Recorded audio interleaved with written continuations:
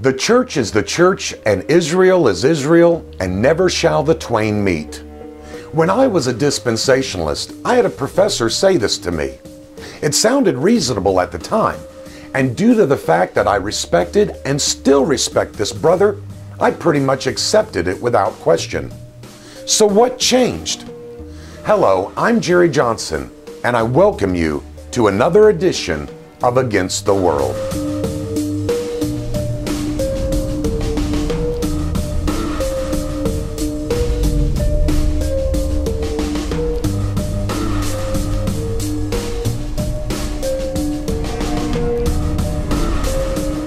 The change took place when I noticed that quite a few of the monikers, names, labels, whatever you want to call them, that God used for Israel in the Old Testament were applied to the church by Christ and the apostles in the New Testament.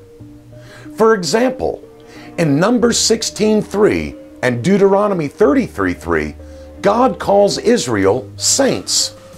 And Ephesians 1:1 and Romans 1:7, just to name a few, he calls the church saints.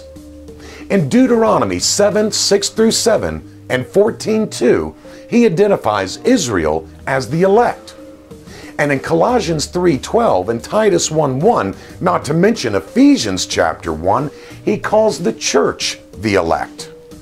In Deuteronomy 7 and 4:37, he addresses Israel as the beloved. In Colossians 3:12 and 1 Thessalonians 1:4, he addresses the church as the beloved. In Isaiah 41:9 and 43:1, God explains that Israel has been called. In the New Testament, he tells the saints in Romans 1 verses 6-7 and Colossians 2, they are the called. In Ezekiel 34 and Psalm 77:20, God lovingly refers to Israel as his flock. And in Luke 12:32, Acts 20:28, and 1 Peter 5:2, it is the church who is identified and called his flock.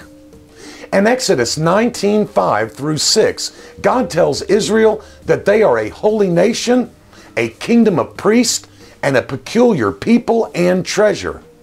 In 1 Peter 2:9-10, the apostle says to the church, quote, "But you are a chosen generation, a royal priesthood and holy nation, a peculiar people, that you should show forth the praises of him who hath called you out of darkness into his marvelous light, which in times past were not a people, but are now the people of God, which had not obtained mercy, but now have obtained mercy." In Deuteronomy 7:6, God says Israel is holy, meaning set apart. In 1 Peter 1, verses 15-16, it is the church who is holy and set apart. In Leviticus 26:11, God says he will tabernacle or dwell among Israel.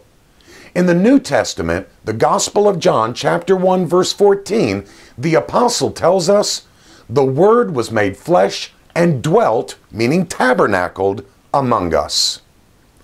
God is married to Israel in Isaiah 54:4 and Jeremiah 3:14, Hosea 2:19, and Jeremiah 6:2, and chapter 31, verse 21. In the New Testament, it is the church who is married to God through Christ, who is God, in Ephesians 5:22-23 and 2 Corinthians 11:2. And as this is not enough, God says in Leviticus 26:12, "And I will walk among you, and will be your God, and ye shall be my people."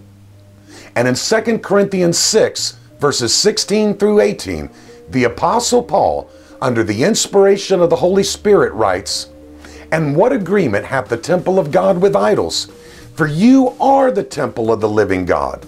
As God hath said, I will dwell in them, and walk in them, and I will be their God, and they shall be my people." So, do you see a difference between the church and Israel? Neither do I. Until next week, this is Jerry Johnson, standing contra mundum against the world.